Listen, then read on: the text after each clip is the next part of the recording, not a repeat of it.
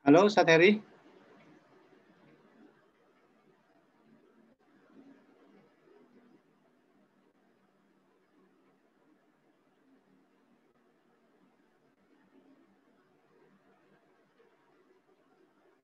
Ya, sudah masuk?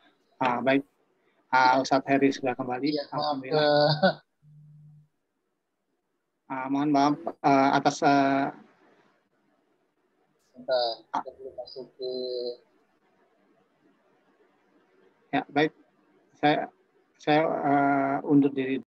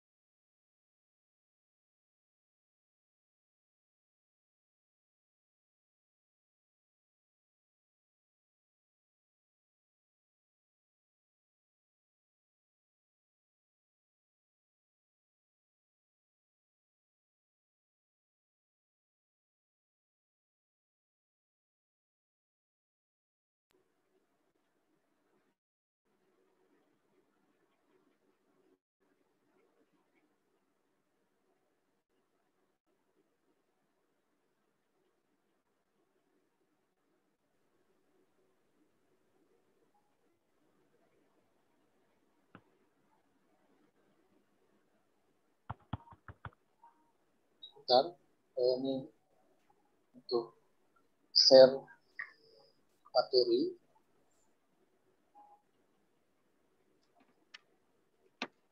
Ya, Ustaz. Sudah Langsung, masuk Ustaz. belum? Sudah masuk? Sudah.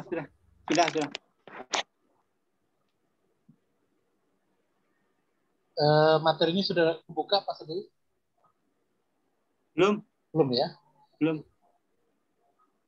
Sebentar.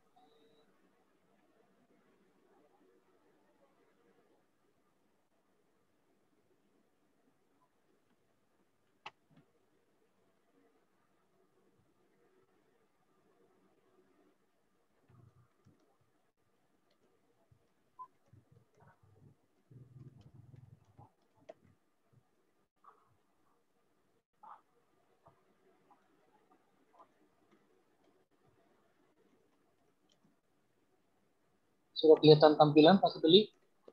Belum ya? Oke. Saya close dulu. Share.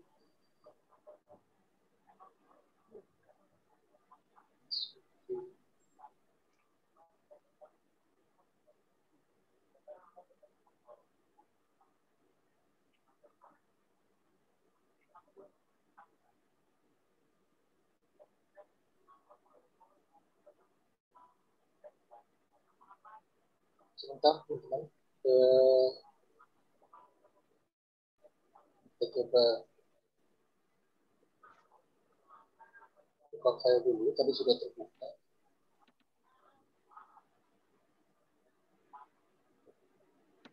Ya, sudah terbuka.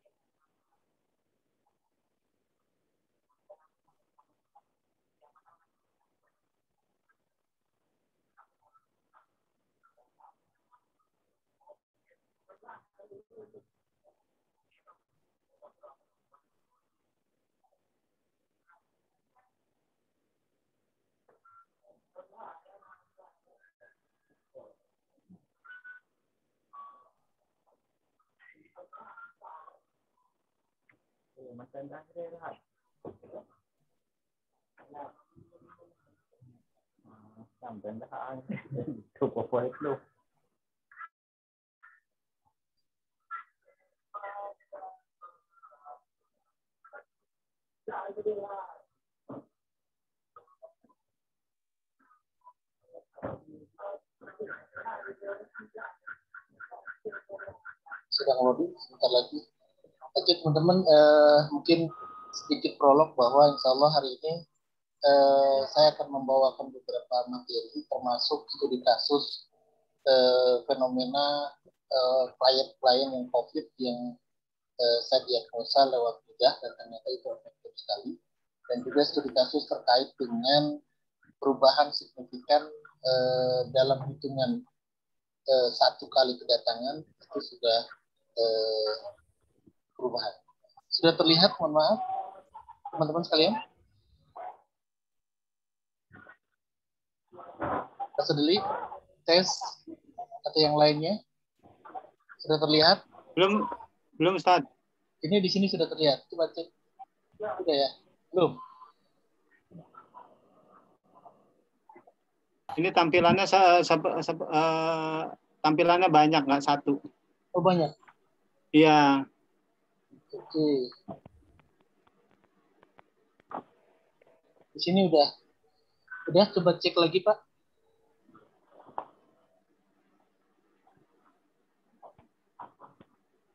Oke.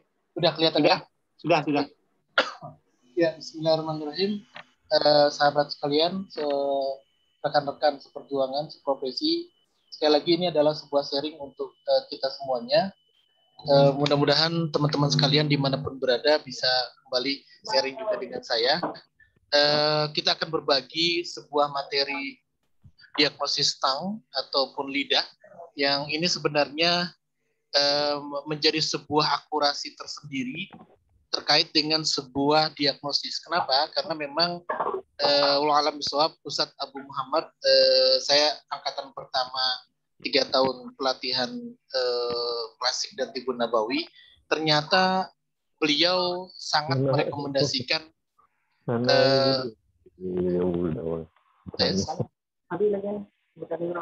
sangat merekomendasikan diagnosa lidah ini. Jadi insya Allah mudah-mudahan ini menjadi bagian ikhtiar kita untuk bisa memberikan manfaat untuk layanan kita kepada klien.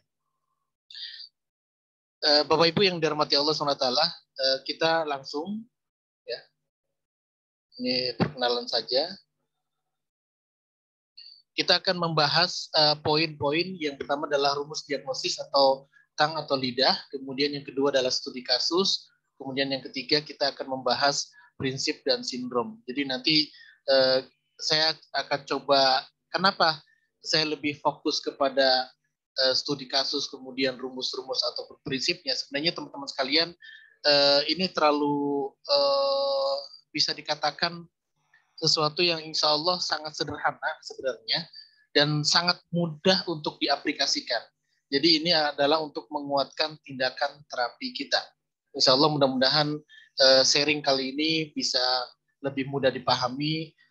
Juga teman-teman yang lain yang tentunya sudah punya basic diagnosa yang lain ataupun sudah pernah ikut pelatihan yang sama, maka kita sama-sama sharing di sini. Sekali lagi, marilah kita sekali lagi kuatkan diagnosa kita dalam rangka untuk pemberian pelayanan kepada klien.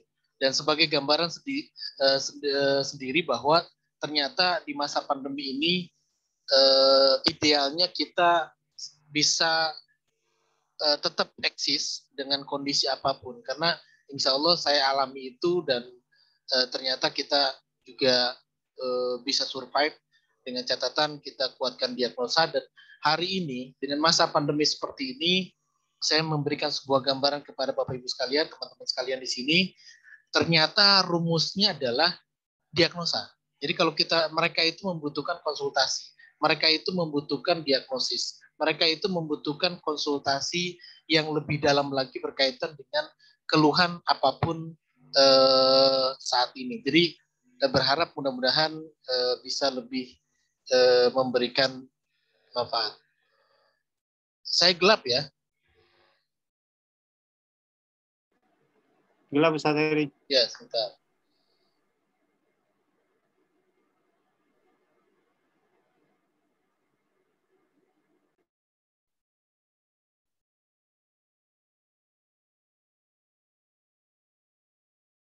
Kelihatan juga nggak apa-apa orangnya. Yang penting materinya. Gak apa-apa ya, nggak kelihatan dulu ya. Soalnya mana nih, nggak ada sub ini nggak kayak. Kita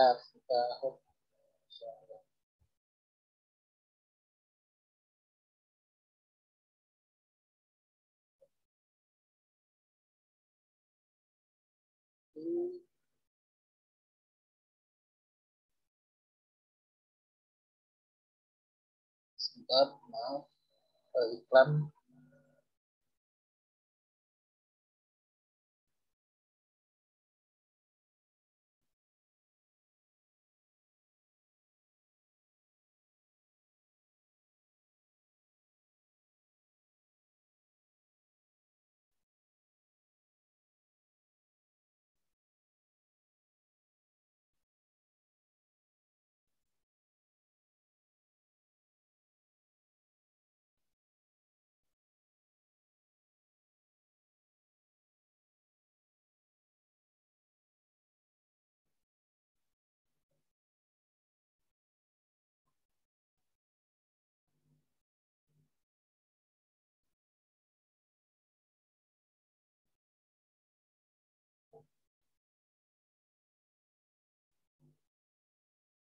Terlihat?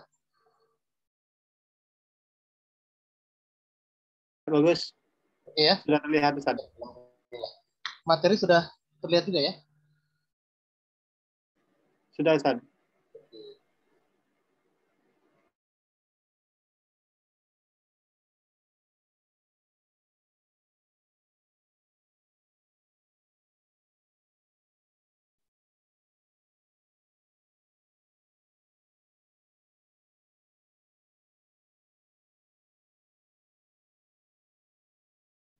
Materinya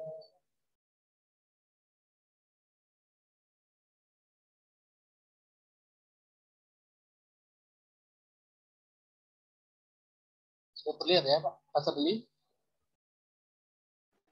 Sudah Ustaz. Oke, siap. Oke, kita lanjut, mohon maaf.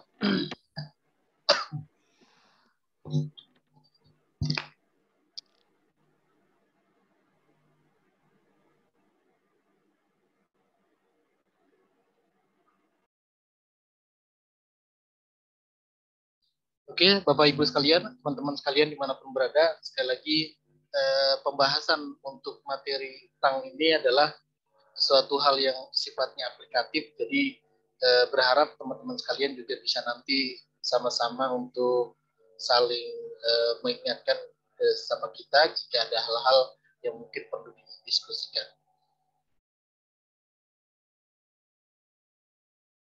Oke, kita lanjut. Kita akan membahas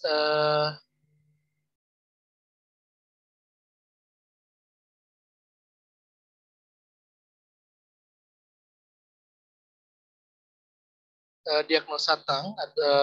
Yang diagnosa tang ini sebenarnya adalah lebih terkenal pada sebuah diagnosa tradisional Chinese medicine. Jadi nanti ada di channel yang sudah saya berikan, ada beberapa literasi yang luar biasa dari beberapa ahli di sana yang membahas berkaitan dengan diagnosa tang. Jadi mudah-mudahan ini menjadi referensi untuk kita, penguatan bahwa ketika kita menjelaskan kepada seseorang yang mungkin punya kapasitas keilmuan ataupun katakanlah gelar tertentu, maka kita bisa katakanlah perkuat ini bahwa ini ada literasinya, ada dasar hukumnya sehingga kita bisa kuat secara pendapat. Oke, Bapak Ibu sekalian, kita mulai. Ya mungkin ini nanti akan dibagi 2 sesi, tidak akan cukup untuk 1 sesi.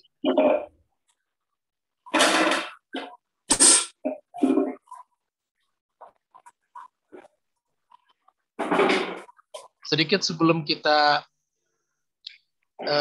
mengulas hal-hal yang berkaitan dengan diagnosa, ini mengingatkan kembali, ini sharing saja pada teman-teman, bagaimana caranya kita meningkatkan kepercayaan diri kita. Jadikan kita seorang konsultan yang handal, yang baik, yang profesional. Kita tidak melihat kata-kata orang dan sebagainya, tapi bagaimana caranya kita tingkatkan kepercayaan dengan senantiasa mengupgrade, Bapak Ibu sekalian. Jadi sekali lagi, saya berharap teman-teman di sini terus meningkatkan kepercayaan dengan cara terus mencari ilmu dimanapun kepada siapapun. Jadi inilah bentuk daripada kita meningkatkan kepercayaan diri kita. Kemudian yang kedua adalah jangan kemudian kita galau dengan kondisi-kondisi seperti ini, cemas dan sebagainya, sehingga kita akhirnya mundur atau gantung alat kop misalnya, atau gantung alat terapi lainnya. Jadi nggak usah khawatir Bapak Ibu sekalian, kalau kita kemudian bisa mengimprovisasi kita, kalau kita kemudian bisa punya kemampuan lebih dan terus, saya lihat teman-teman di sini luar biasa upgrading kemana-mana. Itu adalah modal. Itu adalah modal di mana teman-teman yang sering mengupgrade di sana, saya lihat Pak Riko ataupun yang lainnya itu luar biasa. Silakan untuk Pak Jul Hendrik juga, silakan. Pokoknya hampir semuanya di sini saya lihat mulai banyak mencari ilmu, haus akan ilmu. Maka jadikan itu sebagai penguat kita agar kita tidak panik dengan kondisi seperti ini, justru malah kita menjadi solusi klien-klien kita. Kemudian, bagaimana berdamai dengan diri kita? Artinya kita caranya meningkatkan diri kita. Jangan kemudian kita punya mental block down. Jangan kita punya mental yang kemudian drop. Di satu sisi lihat orang-orang yang lain katakanlah sedang berjuang, malah kita kemudian mundur, atau bahkan ada juga yang kemudian mohon maaf dengan alasan belum izin lah, belum punya izin praktek lah, atau mungkin belum banyak sertifikatnya, atau mungkin baru. Jangan pernah berpikir itu. Jadi sebuah gambaran kepada teman-teman, waktu saya ngadain pelatihan pertama kali tahun 2005 kalau tidak salah, maka ada teman saya itu yang baru ikut pelatihan 2 hari, dia sudah bisa buka geria sehat. Luar biasa. Artinya itu memberikan sebuah gambaran dia mau mengupgrade diri. Kenapa? Karena ternyata Bapak Ibu sekalian, teman-teman sahabat-sahabat semuanya di sini, ternyata kita akan dihadapkan pada sebuah permasalahan ketika kita menghadapi klien. Nah, itulah ilmunya. Maka itu yang harus kemudian kita kolektif ya. Hari ini saya sedang banyak mengkolektif gambar-gambar. Padahal dahulu saya sudah banyak menerapi, alhamdulillah banyak sekali ya, tidak perlu dihitung. Tapi intinya adalah saya sudah masuk geria sehat beberapa kali, artinya saya sudah mengelola dan sebagainya, tapi tidak saya dokumentasikan. Ini yang lemah. Jadi tolong teman-teman sekalian yang masih baru-baru atau mungkin masih lagi hangat-hangatnya atau lagi semangat-semangatnya, tolong dokumentasikan ya. Dokumentasikan, dan kalau tidak boleh dipublish kecuali sudah izin ataupun dengan inisial ya, tidak boleh dipublish kecuali izin kepada si kliennya ataupun menggunakan inisial, tidak boleh lengkap. Jadi ini adalah sebuah adab atau etika dalam kita mempublish klien ya. Tetapi intinya adalah itu boleh dijadikan sebagai riset sederhana. Kemudian kondisi tertekan, malas, kemudian hal-hal yang berkaitan dengan masa lalu, yang kemudian kita juga sering dibully dan sebagainya, kita tidak usah khawatir. Jadi jangan sampai kemudian ini menjadikan kita malas, mundur, ataupun mungkin kita tidak pede. Ya, sekali lagi pantaskan diri kita, kuatkan diri kita dengan keilmuan, kemudian latih cara konsultasi yang baik, cara touch, sentuhan kepada klien. Saya sangat yakin kepada antum semuanya, Bapak Ibu sekalian, itu bisa mendapatkan nilai kepercayaan yang luar biasa dari klien. Ya, sekali lagi jangan sampai kemudian kita lemah. Kenapa? Karena sekali lagi sampai detik ini saya masih banyak kedatangan klien yang kekayaannya jauh sekali dari kita. Tetapi mereka datang ke tempat kita yang mungkin sederhana dan sebagainya, tapi mereka mau, bahkan itu ditunjukkan dengan berulang kali mereka datang untuk diterapi oleh kita. Itu adalah sebuah prestasi tersendiri untuk kita. Kemudian Bapak Ibu sekalian, berpikir positif dan overthinking. Jangan overthinking maksudnya. Apa ya? Artinya jangan segala sesuatu itu ya kita husnuzon saja. Husnuzon kepada manusia, apalagi pada Allah. Yang tentunya adalah ini gambaran daripada kita membersihkan hati kita. Karena sekali lagi, saya sedikit mohon maaf, bukan menasihati, tapi saya menasihati diri saya sendiri. Ternyata kasus-kasus yang saya tangani semakin ke sini, itu ternyata berkaitan semuanya dengan psikologis. Ya, contoh yang paling sederhana Bapak Ibu sekalian. Beberapa pekan ini saya sedang menangani kasus anak kecil dengan kasus HNP atau tulang belakang masalah atau delay dan sebagainya. Ternyata kasus ini adalah berawal dari kondisi kedua orang tuanya. Itu ya. Ataupun mungkin ada juga beberapa pendapat di kitab klasik dan Tibbun Nabawi itu saat Abu mengatakan bisa jadi karena faktor pola hidup daripada keduanya itu juga bisa berpengaruh. Tapi sekali lagi kebanyakan saya menilai adalah sebuah hal yang sifatnya psikologis. Ini perlu dieksplor, ini perlu digali sekali lagi ya agar teman-teman sekalian bisa kemudian tidak menjudgment, tidak kemudian memponis bahwa ini karena ini dan sebagainya. Jadi jangan sampai kemudian teman-teman menguatkan hanya dari sisi terapinya saja, tidak. Tapi gali lagi lebih jauh lagi. Insya Allah dengan tindakan terapi, dengan tindakan intervensi yang kita lakukan, tindakan-tindakan apapun itu akan memberikan progres yang luar biasa. Ini buat sharing buat saya juga ya, bukan buat teman-teman sekalian. Oke.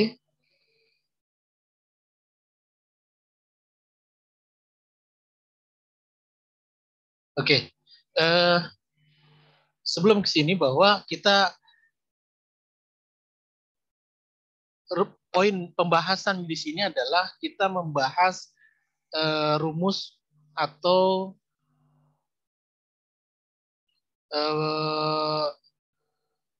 kondisi anatomi lidah itu sendiri ya.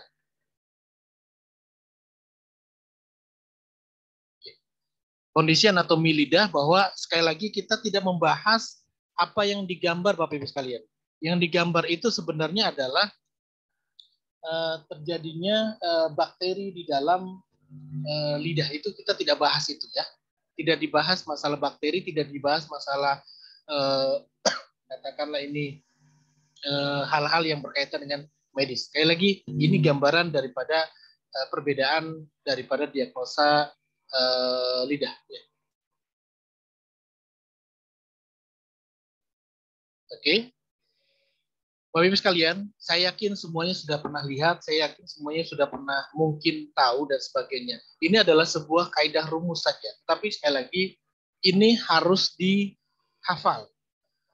Ini harus diulang-ulang ya. Kenapa? Karena ini akan menjadi sebuah modal dasar ketika kita sudah bisa tahu oh ini organ paru-paru, oh ini organ ginjal, oh ini limpa dan lever dan sebagainya. Maka tolong rumus-rumus yang saya kursor di sini adalah berkaitan dengan jantung, paru-paru, limpa, lambung, kemudian kandung kemih, ginjal, rahim, usus halus, kemudian lever, heart dan sebagainya, itu tolong dihafalkan.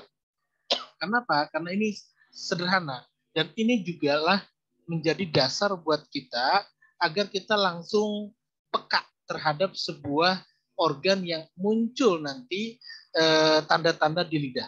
Ya, sekali lagi, Bapak sekalian, teman-teman sekalian dimanapun berada, tolong ini dihafalkan ya. Kalaupun tidak hafal, diulang-ulang, dicek posisinya di mana, letaknya di mana, dan ini saya sangat yakin ada simpel sekali ya. Saya tidak akan memberikan materi yang jelimet karena sebenarnya kaidah dasarnya ini sangat mudah, tetapi tadi butuh feeling yang kuat nantinya ya. Oke. Dari gambar-gambar ini saya cuma hanya mengumpulkan, mengkolektif saja bahwa bisa jadi dalam anatomi lidah itu sendiri ada kandungan-kandungan yang berhubungan dengan masalah rasa. Di sini juga ada manis, ada kemudian katakanlah telat dan sebagainya, maka ini juga nanti akan saya bahas di materi berikutnya. Jadi intinya adalah ada di materi ini yang membahas mengenai rasa daripada unsur di lidah itu di mana saja. Jadi ini adalah gambar-gambar kolektif. Jadi kalau sudah seperti ini, sebenarnya kita perkuat saja. Walaupun mungkin kadang gambar tersebut tidak full atau tidak lengkap, tetapi kita tidak perlu, mungkin ada maksud tertentu dari si pembuat gambar tersebut, tetapi intinya adalah kita tahu yang pertama tadi. Ini kalau kita mengarah ke sini ini yang lengkap ya, yang lengkap yang seperti ini ya. Kemudian nanti kita membahas ke yang lain yang bisa jadi gambarnya berbeda. Atau teman-teman sekalian bisa mau gambarkan silakan. Ya.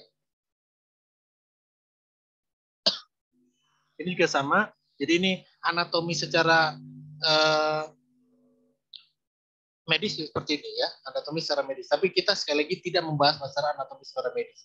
Ini terlalu kompleks, jadi sekali lagi kita ranahnya adalah diagnosa tradisional Chinese medicine atau complementary alternative medicine. Jadi kita tidak membahas itu.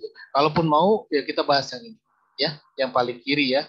Ini boleh heart atau jantung, lung itu paru-paru, kemudian juga area lambung, pankreas, kemudian lambung, kemudian gallbladder ataupun dari area ginjal dan sebagainya. Jadi ini yang paling kita pelajari. Tapi kalau yang sebelah kanan saya dan yang lainnya, yang dua ini adalah bisa menguatkan kita bahwa ternyata bisa saja dalam lidah itu sendiri mengandung banyak informasi yang bisa kita dapatkan. Ya, contoh saya sederhana bahwa ketika ada tadi ada fungi, ada bakteri, atau ada jamur dan sebagainya, kita juga bisa memperkuat dengan ilmu-ilmu yang kita dapatkan dari yang lainnya. Ya, tetapi sekali lagi esensinya kita mempelajari kaidah klasik atau traditional Chinese medicine. Jadi kita tidak membahas masalah medis ataupun yang lainnya.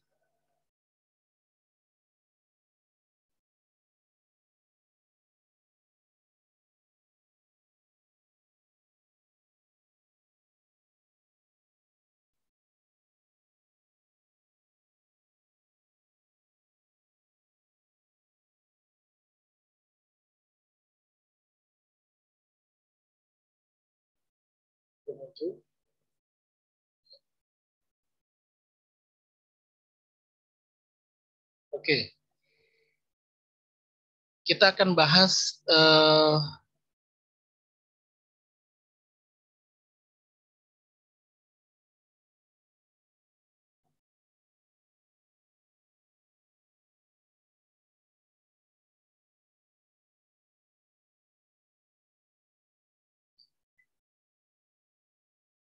ya, bagus sekalian. Kita akan bahas mengenai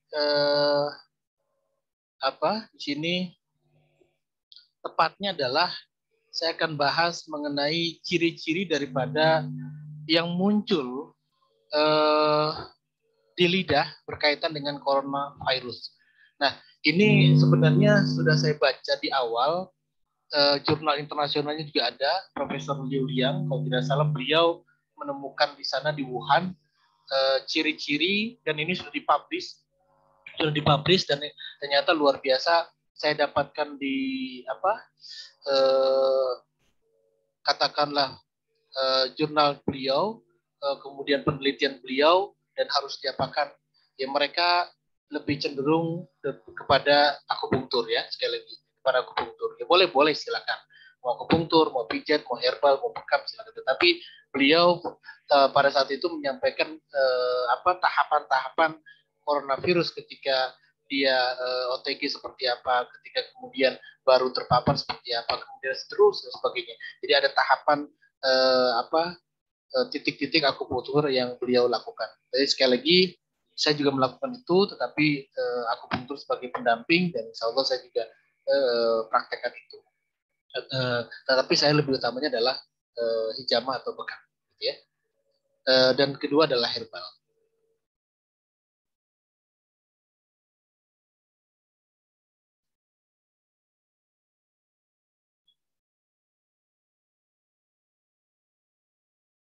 Oke, Bapak Ibu sekalian, dirahmati Allah SWT. Jadi ini adalah gambaran. Jadi kenapa saya kemudian Bapak Ibu sekalian nggak usah khawatir, tidak usah khawatir terhadap apapun yang kondisi pada kita, di mana biasanya kalau kondisi positif itu muncul sekitar 10 atau 12 keadaan di sini. Contoh sederhana, anosmia atau hilangnya penciuman. Sekali lagi tidak usah panik. Saya sedikit memberikan sebuah sugesti kepada Bapak Ibu sekalian. Jika ada seseorang yang kemudian paniknya over, maka itu kecenderungan saya sudah rumuskan sebenarnya secara sederhana bahwa jika orang itu terlalu panik berlebihan, kemudian menyerang psikologis dan saraf dan kemudian kolbunya, maka dia bisa dipastikan positif. Kenapa? Karena itulah yang kemudian menjadi sebuah senjata virus ini bermain. Walaupun sebenarnya sekali lagi ini sangat mudah dihalau ini, dan insya Allah saya sering mengamin dan insya Allah nanti saya sampaikan caranya seperti apa. Kemudian yang kedua, kadang terasa sendi yang ngilu dan sebagainya. Ini pun terjadi kepada kasus corona. Kemudian yang ketiga, lemes dan drop, itu biasanya muncul. Kemudian sesak dan dia timbul dahak di dalamnya. Kemudian sakit kepala yang berulang, nyeri bagian dada, ya bagian hipotalamus sternum di situ. Kemudian batuk, kemudian flu-nya agak sedikit parah karena dia mungkin berlebih lendirnya dan sebagainya.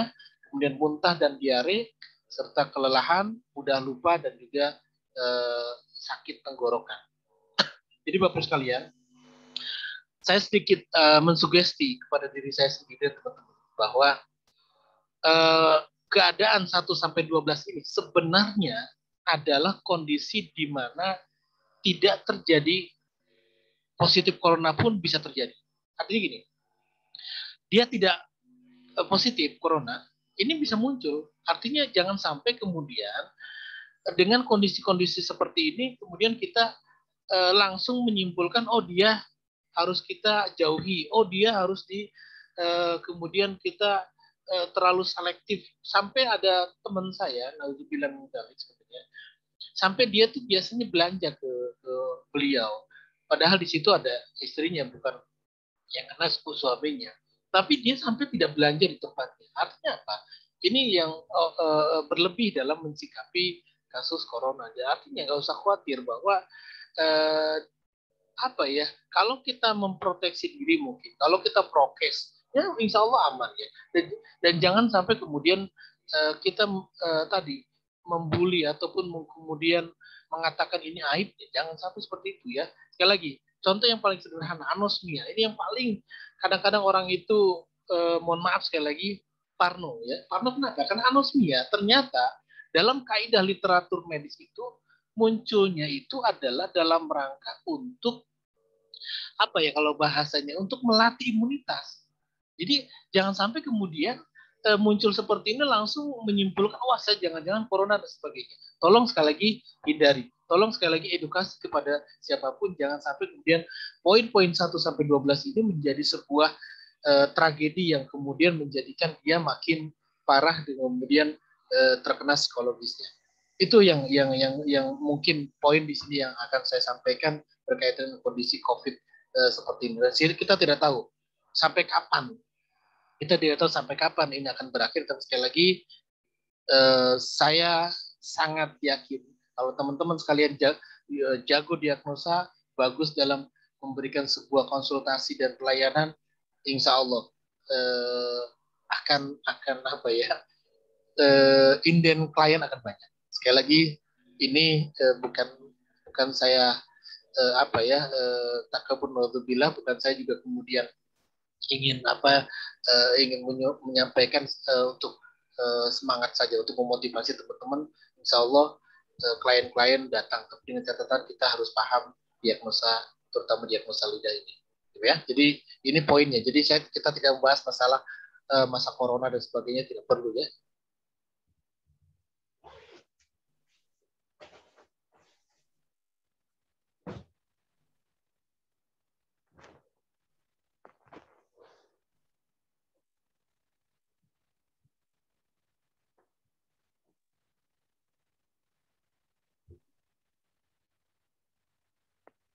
Oke, ini adalah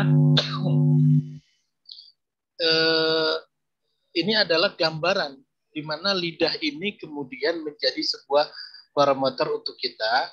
Kita harus hati-hati sebenarnya. Kita harus lebih hati-hati jika ada kondisi yang mungkin katakanlah di sini ada pada indikasi lidah pada seseorang yang datang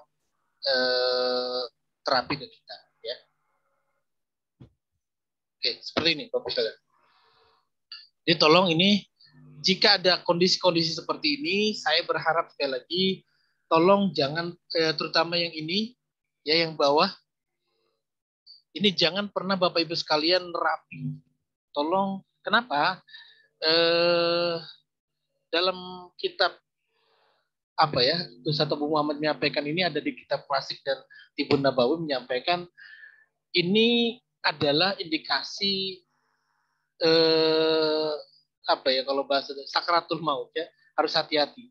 Cirinya adalah satu, terpenuhinya semua warna kuning, hitam apa dan kemudian kalau Bapak Ibu sekalian di sini sudah seperti kerak dan sebagainya dan ini pun sudah masuk rumah sakit, tolong jangan lakukan tindakan yang sifatnya terapi fisik. Mohon maaf sekali lagi, saya ini sharing. Tetapi lakukan dulu terapi herbal. Tentunya yang sifatnya suspensi atau cairan dahulu, kemudian lakukan hal-hal yang sifatnya ringan seperti asupan-asupan apa yang sifatnya untuk melancarkan sirkulasi darah, tetapi yang hangat dan manis, hangat dan manis. Ya, boleh dicampur dengan garam untuk memecah dahak dan sebagainya. Dan garamnya itu garam krosak ya, jangan garam yang halus. Itu tolong diantisipasi. Kemudian bagian atas, ini saya sedikit sampaikan, ini sudah mulai dahak yang lengket, ya, sudah mulai lengket dan ini butuh dipecahkan dahak itu dengan sesuatu yang sifatnya pemecah daripada herbal ataupun zat yang lain. Apa itu? Yang paling sederhana adalah ini sharing sekali lagi garam krosak yang kasar itu dilarutkan, diminum, campurkan madu, kemudian diberikan secara perlahan. Itu salah satunya yang paling penting. Tapi ini boleh dibekam, boleh dengan catatan dia kondisinya sudah negatif misalnya. Saya pakai prokes dulu ya, saya pakai prokes. Artinya prokes gini, lakukan kalau sudah negatif baru boleh dibekam ya. Kenapa? Karena saya sedikit sharing kepada teman-teman, nanti ada di bawah saya ada kasus yang beberapa yang saya tidak tahu dia datang dia tidak membawa cek, tapi saya sudah pastikan dia sudah positif. Tetapi kemudian saya coba berikan herbal dahulu 1 kali 2 kali yang sudah kelihatan perubahan signifikan wajahnya, lidahnya, baru saya berani bekam. Itu yang paling aman ya. Tapi kalau kondisinya yang seperti ini tolong jangan dibekam ya. Ini juga herbal dahulu. Jangan lakukan hal-hal tindakan yang over, mohon maaf sekali lagi. Tapi bisa. Dan insya Allah dengan herbal yang sifatnya referensi dari kita dengan banyak ataupun beberapa kategori, saya yakin cepat berubahnya. Bahkan bisa jadi itu hanya hitungan 1-2 hari saja.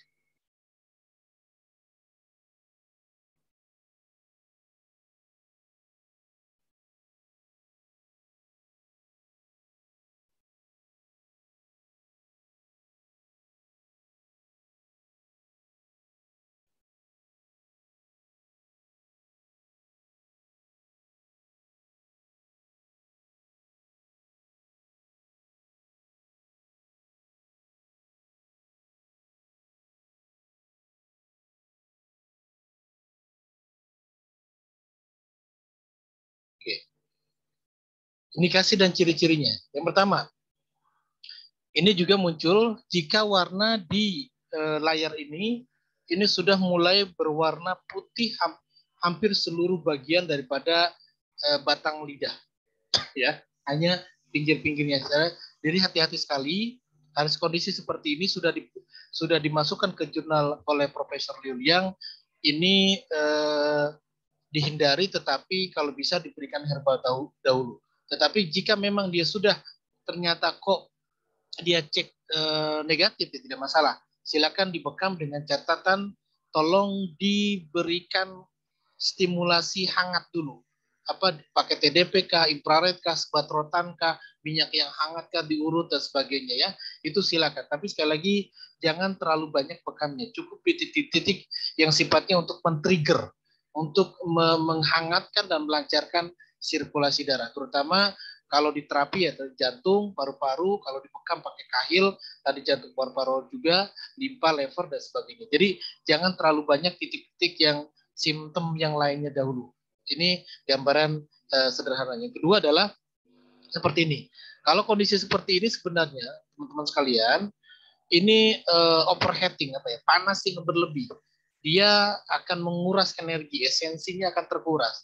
Maka sekali lagi ini pun jangan dibekam terlalu banyak. Jangan dilakukan tindakan terapi yang menyakitkan dan sebagainya. Karena ini mau tidak mau akan berpengaruh terhadap saraf.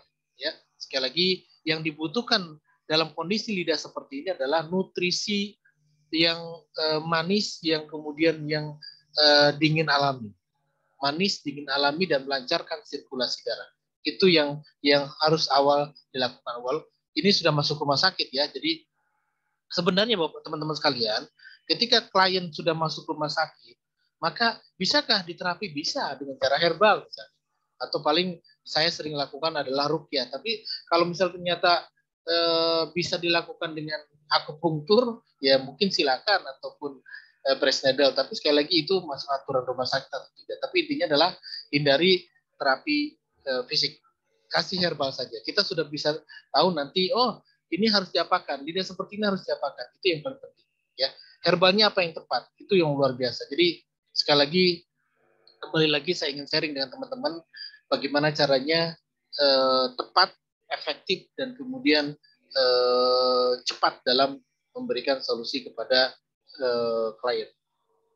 Kemudian seperti ini. Jadi ini juga gambaran bahwa ciri-ciri indikasi dengan kondisi coronavirus itu adalah terjadinya lembab berlebih. Ini pada area-area paru-paru, limpa, lambung sampai ke arah ginjal dan sebagainya.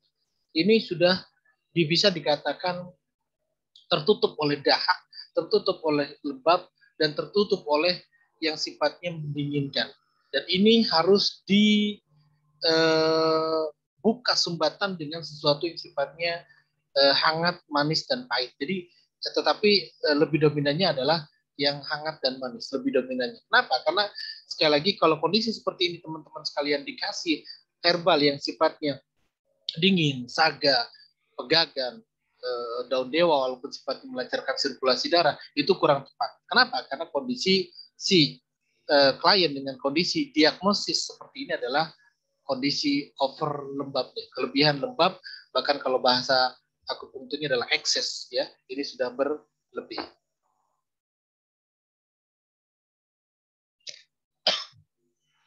Oke, ini juga ditemukan oleh Profesor Liu Yang bahwa kondisi seperti ini adalah kondisi yang sebenarnya di bawah selaput yang tebal ini sebenarnya adalah ada suatu panas yang berlebih dan dilihat warnanya di bawah itu sudah hampir biru. Artinya apa? Stagnasi yang berlebih, over stagnasi yang kemudian harusnya dia lancar, kemudian tersumbat oleh selaput yang terlalu tebal. Sehingga kondisi seperti ini mau tidak mau jantung akan bermasalah. Mau tidak mau sirkulasi darahnya otomatis akan bermasalah. Mau tidak mau dia akan muncul sumbatan-sumbatan pembuluh darah. Dan ini akan berbahaya sekali dan bisa jadi panasnya itu tidak keluar dan ini bisa jadi demamnya cukup tinggi dan sudah lama. Sekali lagi, grade level daripada warna ungu pun sudah menunjukkan ini grade yang sudah lama. Ya. Kemudian seperti ini. Ini juga pasien di Wuhan ya dengan kondisi seperti ini yang sudah otomatis terkena dalam artian di sini adalah sudah mulai semuanya tertutupi oleh selaput yang nampak nampak di sini pekat sekali ya, nampak pekat yang sehingga dia menutup jalur peredaran darah. Ya sekali lagi, teman-teman sekalian di sini luar biasa. Intinya adalah di sini harus kondisi seperti ini jangan dilakukan tindakan yang membutuhkan terapi fisik yang keras. Kalaupun mau dipijat, hanya pijat pada titik-titik yang sifatnya titik-titik C atau titik Q kalau bahasa ini. Kalau mau dibekam hanya pada titik-titik mungkin maksimal 3 titik kahil, jantung, dan paru misalnya. Jadi tidak boleh banyak. Tetapi sekali lagi tadi, indikatornya dia harus negatif.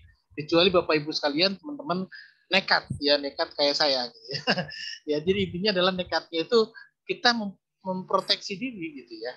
Jadi saya sampaikan, saya sempat nekat. Kenapa? Karena beberapa hari ini parnonya adalah mereka tidak mau ke rumah sakit dengan catatan ketika dicek langsung positif dan sebagainya. Bahkan saya kemarin 2 hari yang lalu ini saya sudah sampaikan kepada klien tersebut, Pak, tolong jangan ke rumah sakit dulu. Bapak kondisinya demam. Setelah itu boleh saya bilang gitu. Tetapi artinya kita tidak menafikan rumah sakit ya sekali lagi teman-teman. Artinya apa? Jangan ketika kondisi dia demam. Saya sudah cek dia demam. Tensinya juga sudah drop dia sudah rendah. Kemudian dia minta surat dokter ceritanya. Dan di sana tidak boleh kecuali harus antigen. Akhirnya masuk perangkap lah dan kemudian dia WA ke saya, Pak Heri, bad news. Inilah yang saya sampaikan. Ya, jadi jangan sampai kemudian ini sebenarnya sudah di mana-mana. Beberapa saya lihat pejabat tinggi juga menyampaikan jika memang kondisi demam istirahat dahulu, terapi pola makan yang baik, sayuran buah-buahan dimaksimalkan itu dulu saja. Jadi jangan sampai kemudian kita nekat ke rumah sakit atau klinik ya. Sekali lagi kalau sudah melakukan itu ya tentunya adalah SOP dari klinik atau rumah sakit.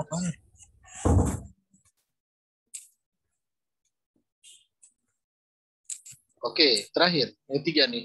Yang ketiga, ini teman-teman sekalian, sekali lagi ini juga kondisi jadi gini, kenapa kok berbeda-beda antara satu sama lain padahal ini juga kemudian inilah yang disebut dengan grade atau level. Profesor Liuli yang disebut menyampaikan bahwa grade level daripada kasus satu kasus yang lain bisa berbeda ya, artinya bisa jadi ke awalnya memang seperti ini kemudian berubah ke seperti ini kemudian lanjut ke artinya tidak semua kemudian sama. Nah inilah uniknya, inilah luar biasanya kalau kita paham diagnosa. Artinya apa? Bisa jadi kondisi seseorang itu mulai tahapan pada ke arah yang katakanlah sudah mulai virusnya itu katakanlah sudah mulai menyerang dan sebagainya. Tetapi sekali lagi ini menunjukkan kesimpulan secara umum sebenarnya adalah lebih kepada imunitasnya sedang kondisi saat itu seperti apa, gitu ya. Makanya kondisi seperti ini yang ketiga, ini kondisi yang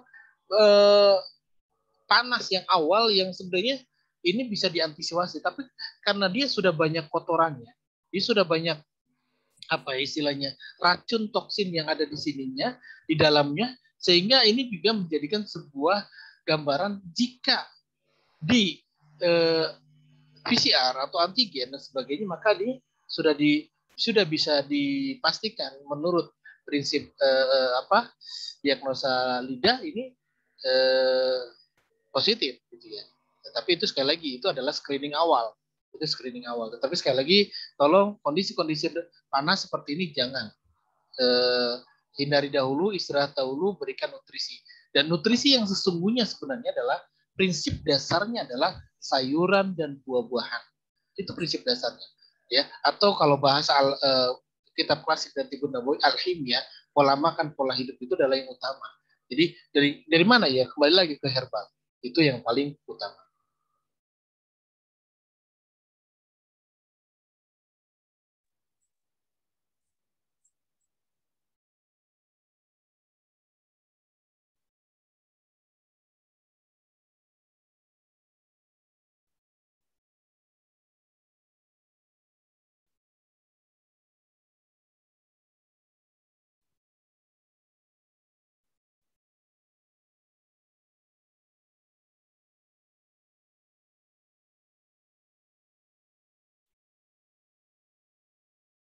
Oke, teman-teman sekalian, ini saya sampaikan sedikit testimoni saya.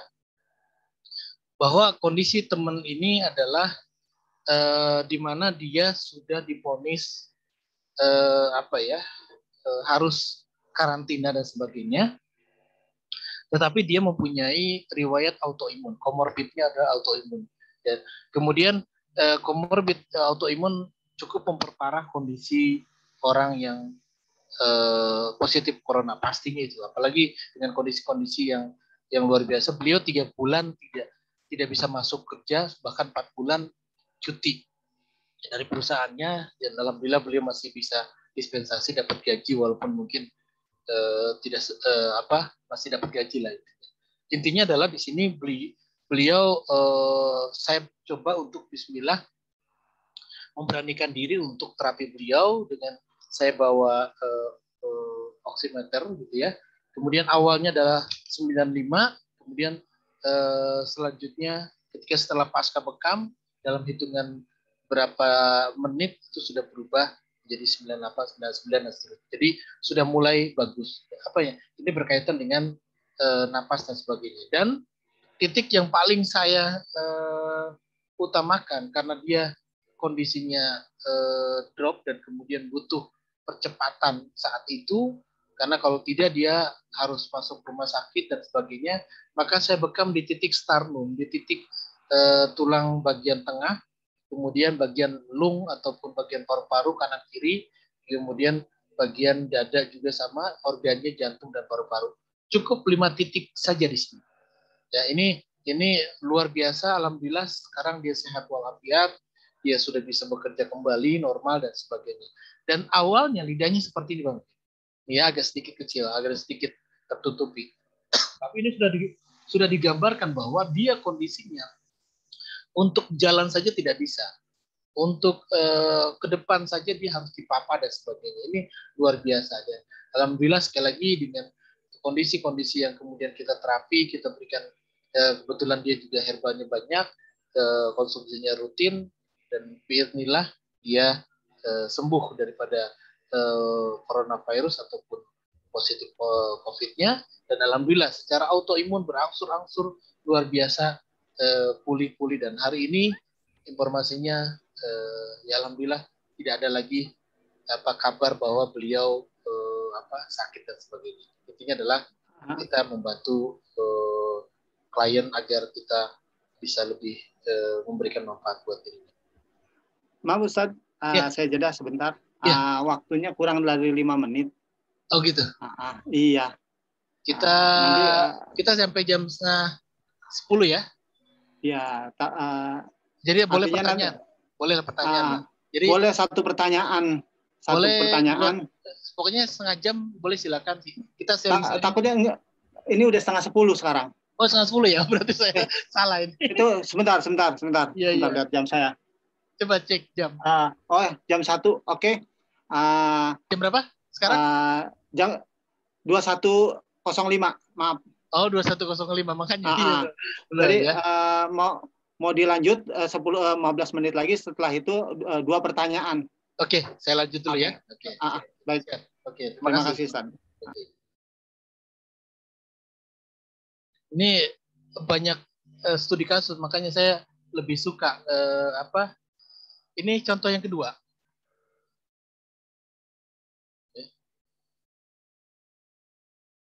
Ini Bapak, teman-teman sekalian, ini yang saya nekat. Ya, jujur ini dia kasihan, kondisinya habis dari sudah 4 bulan tidak dibayar gajinya karena kondisi perusahaannya, dan kemudian dia sakit, dan kemudian dia bingung mau ke rumah sakit juga biaya dan mungkin yang lainnya. Maka saya coba untuk datang kondisinya seperti ini teman-teman ya. Ini nih yang saya jadikan kursornya. Ini luar biasa, datang dengan kondisi seperti ini, dan saya sudah pastikan secara diagnosis ini, dan saya cek dari matanya. Sekali lagi teman-teman, saya mengkolaborasikan diagnosa dari mata, dari iridologi, dari lidah, kemudian dari palpasi saya jarang, tapi intinya lebih kepada diagnosa iridologi dan lidah. Itu yang saya kuatkan. Kalaupun memang darurat, saya akan lakukan diagnosa QRMA, Quantum Resonance Magnetic Analyzer. Itu pun kalau memang darurat. Tapi sekali lagi, dua itu, diagnosa iridologi dan lidah, itu sudah sangatlah kuat menurut saya. Menurut saya, walaupun saya sendiri punya alat QRMA, saya punya alat LBA, saya punya alat yang bisa deteksi ke hidung ataupun ke telinga yang kecil ya. Tetapi sekali lagi yang paling saya sering lakukan adalah diagnosa lidah dan iridologi. Nah, dengan kondisi seperti ini saya sudah bilang dan kondisinya memang dia drop ya. Ya tadi klien Tuan H usia 36 tahun datang dengan kondisi lemas, drop dan sesak napas dan sebagai batuk. Kalau orang melihat kondisi seperti ini pasti kabur. Pasti pergi. Kenapa? Karena dia mohon maaf, dia kondisi yang luar biasa. Ucap lah, sesek lah, batuknya juga, mohon maaf, sangat-sangat ya, katakanlah bisa jadi nanti malah cipratannya itu juga ke kita. Tapi alhamdulillah, saya terima, saya ngobrol, saya pakai ya APD-nya sederhana, pakai hand sanitizer, pakai masker dan sebagainya cukup menurut saya. Kemudian saya sampaikan, saya diagnosa dan saya bilang untuk terapi herbal dahulu. Alhamdulillah 3 hari berubah luar biasa dan alhamdulillah pas setelah 2 kali datang, pertama datang kondisi itu, kedua datang kemudian sudah luar biasa baik dan sudah perubahan signifikan, baru saya berani bekam dan terakhir kondisinya seperti ini lidahnya. Ya, ini orangnya sama ya, dan beda karena jenggotnya banyak ini. Jadi ini luar biasa. Inilah yang kemudian menjadikan sebuah sugesti untuk kita bahwa yang paling signifikan perubahan dalam sebuah diagnosis ternyata lidah. Kalau iris mata, iridologi, skolera dan sebagainya lama gitu ya. Mungkin setahun kemarin juga Ustaz Amrullah sampaikan juga agak lama, apalagi iridologi itu butuh proses. Tapi kalau lidah sangat cepat. Bahkan makanya nanti saya sampaikan bahwa ada yang 1 hari sudah berubah hanya dengan lidah ya. Jadi intinya adalah ini seperti itu teman-teman. Tolong sekali lagi jika ada kondisi seperti ini, tolong jangan langsung diterapi untuk kondisi pandemik saat ini ya. Sebenarnya agak parno kalau misalnya dia kondisinya tidak pandemik, mungkin kita nyantai saja. Artinya tidak ada suatu rumus hari ini muncul corona dan sebagainya, mungkin katakanlah kita tidak terlalu khawatir. Tapi kan ya, kondisi seperti ini ya akhirnya suasanalah yang menciptakan seperti ini. Jadi tetaplah protektif agar kita juga tetap kita APD yang tentunya standar kesehatan yang baik tanpa harus lengkap ya, pakai baju seperti di nakes Wisma Atlet dan sebagainya ya. Kayak gitu saya juga pernah melamar tapi saya nggak mau, pas saya tanya Ustaz Amrullah, waduh selama 6 jam 1 shift atau 8 jam kita pakai terus, selama shift malam terus pakai dan sebagainya. Waduh, luar biasa seperti apa ya. Itulah perjuangan daripada teman-teman Satgas COVID ya. Nah ini yang saya sampaikan tadi, bahwa testimoni 1 hari, testimoni sehari langsung berubah. Saya gunakan 2 pakai QRMA ya. Kalau teman-teman punya alatnya ini, kalau ada warna merah dan kuning, birunya jarang, apalagi hijaunya juga jarang, udah ya. Dan ini lihat grade-nya ke kanan ya. Kalau ke kanan berarti sifatnya over atau lebih ya, atau high ya. Kalau ke kiri sebaliknya, maka ini sudah munculnya sumbatan pembuluh darahnya. Ini satu saja, jadi kita bisa mendiagnosa 36 organ. Saya sering menggunakan ini penjelasannya, tapi tidak melulu pakai ini, tapi lebih kepada penjelasan secara kombinasi antara klasik, Tibu Nabawi dan sebagainya. Jadi medis juga masuk sedikit, tapi intinya adalah kita paham bahwa ada suatu ketidakseimbangan di sini. Maka saya ingin menyampaikan sugesti ke teman-teman sekalian, teman-teman seprofesi dimanapun, yakinlah bismillah, awalnya seperti ini darahnya, ini lidahnya, itu langsung berubah seperti ini.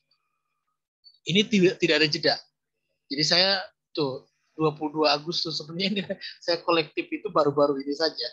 Dahulu juga saya sering lakukan. Jadi ini kondisinya luar biasa. Usia dari Karawang datang dengan keluhan lemes, jalan dibantu, sehari sebelumnya diinfus karena drop, datang ke kita setelah kemudian kita lakukan pemeriksaan fisik, tensinya tinggi, ya, nadinya juga luar biasa, kemudian kepala pusing dan sebagainya. Ini yang saya lakukan, ya, sekali lagi. Kemudian pusing dan lemes, Masya Allah luar biasa. Diberi minuman madu hangat dan bekam. Cuma 7 titik secara bertahap, sekali lagi 7 titik secara bertahap. Jadi tidak langsung akhir dulu, kemudian 2 lagi, di mana lagi. Nah itu, alhamdulillah dengan izin Allah dia sudah mulai pusing dan lemesnya berkurang dan bisa tertawa atau senyum. Masya Allah, tabarakallah. Ini membuktikan sebuah skala. Kalau dalam ilmu sedikit tesis ataupun mungkin KTI ataupun penelitian ataupun mungkin yang lainnya, maka ini disebut dengan skala. Skalanya seperti apa di awal? Lemesnya seperti apa, pusingnya seperti apa. Maka dengan hijama, dengan bekam, dan kasih herbal itu luar biasa cepat. Ya, tentunya saya juga sering mengkombinasikan dengan akupunktur, pijat, topung ataupun yang lainnya. Tetapi intinya sekali lagi gunakan sebuah kaidah bahwa kita esensinya sedang mengerjakan apa. Kalau kita mengerjakan sebuah esensi darah, maka kita harus libatkan bekam. Kalau esensinya terhadap sesuatu yang sifatnya saraf, mungkin kebas dan sebagainya, bisa kita libatkan topung atau pijat atau akupunktur. Kalau esensinya ternyata dia ada nyeri dan sebagainya, maka kita libatkan akupunktur dan kemudian bekam dan yang lainnya. Kalau ada hal tertentu yang sifatnya ke arah ruqyah, maka campur tambahkan dengan ruqyah dan sebagainya. Itu maksudnya inilah yang kemudian menjadi sebuah analisis buat teman-teman sekalian. Jadi jangan kemudian juga a priori bahwa harus di bekam saja, ya. Belum tentu orang tulang belakang skiolosis nggak bisa dibekam, ya, bisa yang sifatnya melancarkan sirkulasi darah, tetapi dalam kaidah untuk membetulkannya, memobilisasi dan mereposisi tulangnya nggak bisa, gitu ya. Jadi tolong sekali lagi kita lihat esensi dalam sebuah diagnosisnya, gitu. Oke, itu Pak Sadeli ya, mungkin proses tanya jawab kali, silakan. Sebelum kita masuk ke sindrom dan prinsip lidah, Pak Sadeli. Ya, baik Ustadz. Ya. Baik Bapak Ibu sekalian. Alhamdulillah kita dikasih jeda untuk bertanya.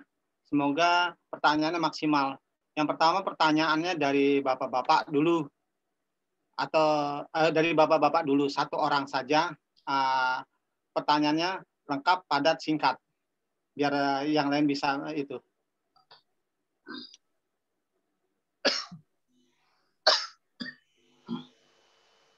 Baik, ada yang silakan bapak ibu sekalian untuk bapak-bapak sekalian langsung untuk bertanya. Atau mungkin sharing langsung. Boleh Pak Sadeli. Kalau ya, memang ada klien silakan.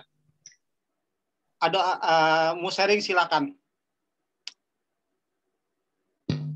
Tuh Bu Tari itu. Silakan, berarti dari perempuan dulu. Silakan Bu Tari. Assalamualaikum warahmatullahi wabarakatuh. Waalaikumsalam. Waalaikumsalam warahmatullahi wabarakatuh. Ini senior. Terima kasih atas waktunya, Ustaz Heri. Silakan Ibu. Alhamdulillah ya, sudah silaturahmi lagi. Alhamdulillah ketemu lagi walaupun lewat Zoom, Bu. Mau bertanya, Ustaz. Iya. Itu tadi diagnosa lidah yang di level sakaratul maut itu apa cirinya seperti itu aja, Pak? Ada ciri yang lain? Oke, baik. Itu aja Bu ya. Oke. Yang arah sakaratul maut, karena saya biasa menemukan itu warna lidahnya itu pucat tanpa warna seperti itu. Baik. Ya, Masya Allah luar biasa. Langsung Pak Sadeli jawab. Terima kasih. Ya. Jadi gini Bu, ada dalam sebuah kitab klasik dari Tibun Nabawi atau kitab di situ namanya kitab jiwa yang apa yang mau sakaratul maut gitu ya. Saya juga lupa kitabnya. Tapi intinya kita sudah bahas ini di kuliah 3 tahun klasik dari Tibun Nabawi.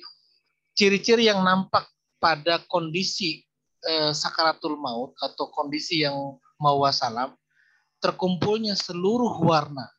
Terkumpulnya seluruh warna. Jadi warna putih ada, warna kuning ada, warna hitam ada, dan kemudian ciri yang paling spesifiknya lagi adalah ada sirip seperti ikan hiu di lidahnya. Sirip seperti ikan hiu.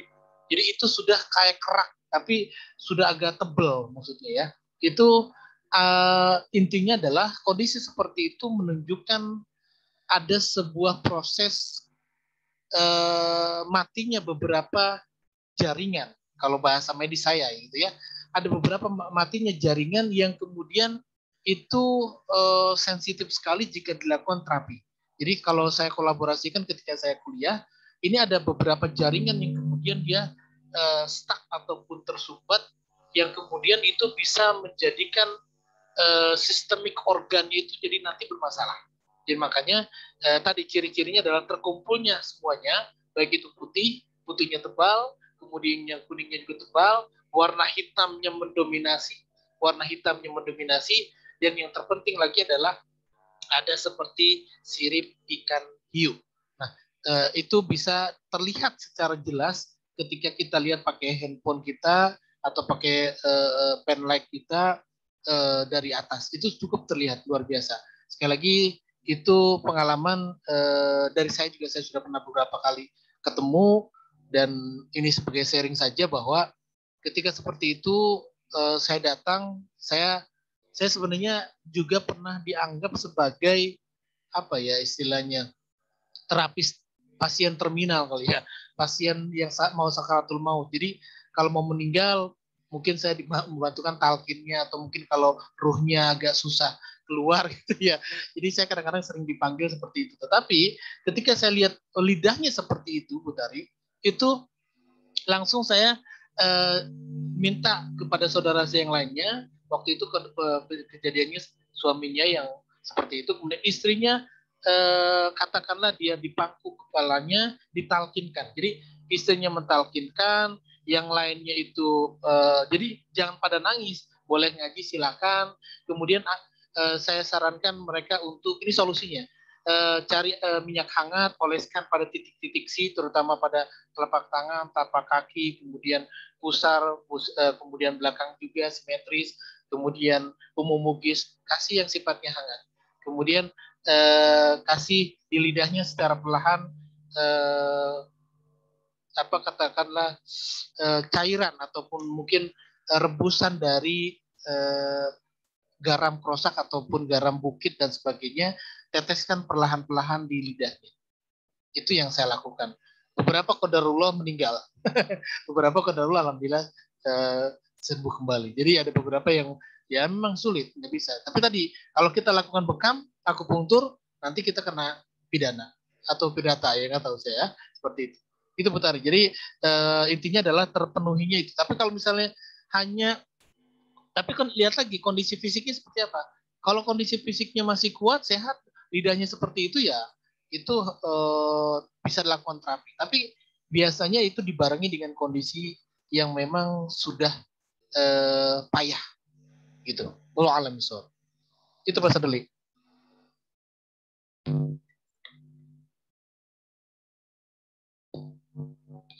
Ada lagi, silakan. Pak Sadeli masuk. Alhamdulillah, jazakumullah khairan Ustaz atas jawabannya. Semoga bisa memberikan manfaat atau ilmu dari rekan-rekan kita yang lain dari pertanyaan Bu Tari. Baik, dari bapak-bapak silakan yang mau bertanya. Ya, mana bapak-bapaknya nih? Sharing. Wah, udah ini. Udah pada master. Pak Jul Hendrik, Pak Riko. Mariko mana nih? Ayo Bu Maya, Bu, ibu-ibu lagi, jangan. Ya. Ini dari Selangor, Pak Sofian. Silakan Pak Sofian. Pak Sofian, Masya Allah. Silakan Pak.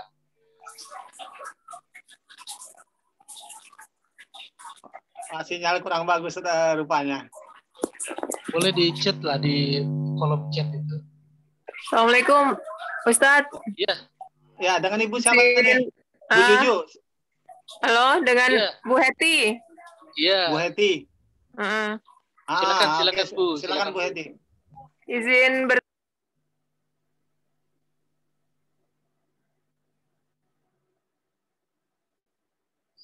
Suaranya kedengaran, Bu? Suaranya menghilang. Silakan Bu Heti. Suaranya menghilang beliau. Iya, halo. Ya, Ustaz. Siap. Ya, lanjut, Bu. Ada klien dengan positif COVID, cuma beliau punya batu empedu juga riwayat. Jadi untuk pengobatan herbalnya gimana ya, Ustaz? Batu empedu ya? Batu empedu. Karena keluhan beliau itu nyeri di kanan, sisi dada kanan dan kiri. Oke. Maaf Ustaz Heri, sebelum dijawab sudah ditanyakan dulu masalah diagnosanya. Diagnosa lidahnya udah seperti apa? Oh iya. Iya. Ya Bu Heti silakan. Untuk dia lidahnya sih warnanya itu agak keunguan ya, selaputnya putihnya tebal. Jadi sisi area livernya itu memang agak merah ya. Oke. Agak keunguan Bu ya? Iya, agak keunguan. Riwayat memang batu empedu udah lama beliau. Udah lama ya? Oh gitu. Baik. Tapi dia sudah artinya komorbidnya adalah batu empedu. Ada komorbid yang lain? Nggak ada sih katanya. Ya? Oke, baik. Jadi sedikit lagi Bu saya sampaikan bahwa batu empedu bukan komorbid yang memperparah pasien COVID lah ya. Tetapi karena area yang berhubungan dengan tersebut adalah korelasinya dengan fungsi ginjal, maka dia akan menjadikan sendi dan staminanya akan drop. Tetapi saya menyarankan bahwa tetap terapi. Jadi gini Bu, kalau saya buat paket namanya. Paketnya adalah poin yang paling dominan itu keluhannya saat itu apa misalnya. Maka kalau misalnya korelasinya dengan COVID-nya, misalnya kita kasih madu kusul hindi misalnya, atau kusul hindi, atau mungkin kita sekarang sudah luar biasa banyak, mohon maaf teman-teman. Saya yakin bahwa ketika COVID mulai, sudah muncul jurnal namanya jahe untuk bisa mengantisipasi atau menguatkan imunitas. Jahe bisa. Kemudian Ustadz Adi memunculkan kusul hindi, dan saya pun sudah bicara di TV Harmoni juga kusul hindi dengan manfaat yang luar biasa. Ada 7 manfaat yang intinya adalah juga untuk peradangan paru-paru dan sebagainya. Kemudian di WHO sudah license atau membolehkan Thailand untuk menjadikan obat COVID adalah Sambiloto. Walaupun Sambiloto paling banyak di Indonesia bukan di Thailand. Dan ternyata kita kombinasikan lagi dengan habatus sauda, luar biasa. Maka saya menyarankan Bu, kalau ingin kompleks dalam artian ingin sekaligus, maka cari komposisi yang komposisi tersebut juga untuk batu empedu. Contoh, ternyata di dalamnya itu ada kecibeling misalnya. Oh ternyata di dalamnya ada tapak liman. Itu salah satu untuk batu empedu. Kalau ternyata ada gempur batu, nah itu boleh. Tetapi saya lihat jarang. Maka solusinya adalah berikan kedua-duanya. Herbal untuk COVID juga diberikan dengan catatan tidak boleh berlebih. Misalnya hanya 2 jenis misalnya. Tambahkan lagi 1 atau 2 jenis lagi untuk batu empedunya. Apa batu empedu ya tadi? Bisa pakai tapak liman, bisa pakai gempur batu, bisa pakai kemudian kecibeling dan sebagainya. Itu boleh bentuknya serbuk, boleh bentuknya madu dan sebagainya. Silakan itu dipadukan. Dan rumus dalam sebuah kaidah terapi herbal adalah semakin banyak dosis herbal diberikan, maka semakin banyak juga konsumsi air untuk menyeimbangkan daripada sistem metabolisme proses di dalam tubuh kita. Jadi herbal tersebut akan diproses secara metabolisme dan membutuhkan cairan atau air yang banyak agar dapat lebih baik, maksimal, bahkan tidak terjadi hal-hal yang lainnya. Jadi silakan Ibu. Jadi tadi rumusnya adalah boleh kayak kalau batu empedu, boleh pakai temulawak juga bisa, tapi sekali lagi konsep herbal itu tidak ada obat dewa. Jadi misalnya Ibu nemuin di situ adalah kapsul batu empedu ya silakan, atau madu batu empedu silakan, nggak masalah, ya. Jadi itu insya Allah aman. Tapi sekali lagi prinsip dasarnya adalah tolong kita pemberian herbal itu nanti residunya mau kemana misalnya. Nah, kalau residunya itu mau ke ginjal, maka kita kasih herbal yang sifatnya diuretik, gitu. Kalau residunya itu mau ke BAB, kita kasih herbal yang ada pencaharnya. Itu rumus. Jadi nanti aman sih, dia tidak muncul DOC, gitu Bu ya. Jadi itu yang bisa saya jawab. Kalau rumput mutiara bisa ya Ustadz? Boleh, rumput mutiara juga bagus, betul. Saya juga sering menggunakan itu dulu, malah kita racik itu untuk sinergi. Jadi kita gabungkan itu rumput mutiara. Boleh, silakan. Berarti dosisnya itu perbandingan.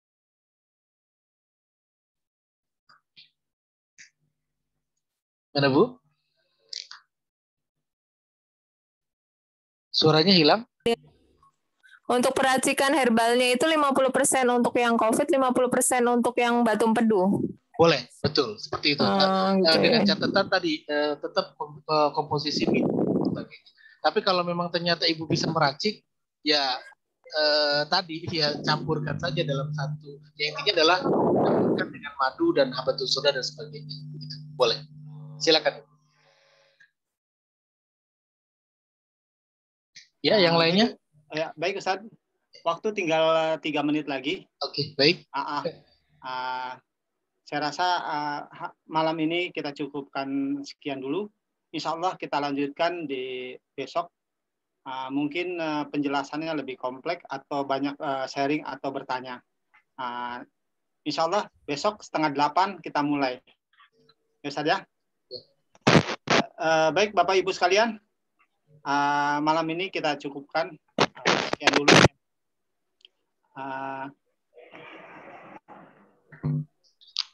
Silakan Ustaz, ditutup dulu Ustaz. Ya. Nanti saya tutup. Oke, baik. Terima kasih teman-teman sekalian dari Sabang sampai Merauke. Ini ada Bu Juju, Bu Suyarsi, Pak Jul Hendrik, Pak Abi Haidar, Bu Tari, Pak Karya, Pak Muhammad Fauzi Nugraha, Pak Reki, Pak Punanik, Pak Sopian, Malaysia ya. Selangor. Luar biasa, Masya Allah Pak. Pak Musli dan sebagainya. Ini sekali lagi kita sharing Bapak-Bapak, teman-teman sekalian. Jadi saya sharing pengalaman saja. Dan saya sekarang sudah mulai mencoba untuk sedikit riset kecil-kecilan. Makanya saya foto awal, kemudian saya berikan apa, kemudian reaksinya besoknya seperti apa. Itu yang sering saya lakukan dulu sebenarnya. Sekarang sudah mulai mendokumentasikan, coba ya, supaya apa? Supaya bisa sharing dengan teman-teman sekalian. Jadi sekali lagi ini bisa dicoba teman-teman, bahwa ternyata improvisasi kita dalam sebuah penanganan kepada klien tidak usah khawatir, selama sekali lagi jangan sampai kemudian bilang oh nanti salah, jangan. Intinya adalah prinsip dasarnya, kalau dia kondisinya ngedrop, lemes, kondisinya kemudian dia tensinya di atas 150 atau 160, maka tolong hindari tindakan-tindakan berlebih. Tetapi selama dia kondisinya oke, tensinya normal, kemudian lidahnya juga katakan kondisi-kondisi yang tidak terlalu drop, maka silakan dilakukan tindakan apapun. Maksimalkan, saya selalu dari awal 3 hal yang harus kita lakukan: diagnosanya, tindakan terapinya, dan herbalnya. Itulah yang kemudian menjadikan kita insya Allah profesional. Jadi jangan kemudian kita selalu ngandelin herbalnya saja, selalu ngandelin terapinya saja, atau kita juga selalu ngandelin katakanlah diagnosanya saja. Maka kombinasikan ketiga itu, maka insya Allah Bapak Ibu sekalian akan banyak dicari orang dalam rangka tadi mereka ingin tahu, ya, kenapa saya juga menjadi konsultan online. Kita dimanapun saya berada, saya bisa memberikan manfaat. Ya, tentunya otomatis kan mereka juga akan transfer uang. Buat apa? Buat beli herbal. Ya, jadi itu salah satu rezekinya. Demikian. Barakallahu fikum. Mohon maaf jika ada kekurangan. Kalau salah dari saya, kalau benar dari Allah. Wabillahi taufiq wal hidayah. Assalamualaikum warahmatullahi wabarakatuh. Waalaikumsalam warahmatullahi wabarakatuh. Baik Bapak Ibu sekalian, saya sudahi dengan doa kafaratul majlis. Subhanakallahumma. Assalamualaikum Assalamualaikum warahmatullahi wabarakatuh. Sampai ketemu besok Waalaikumsalam. insyaallah. Waalaikumsalam warahmatullahi wabarakatuh. Ya, selamat istirahat semuanya teman-teman semuanya ya. Selamat istirahat.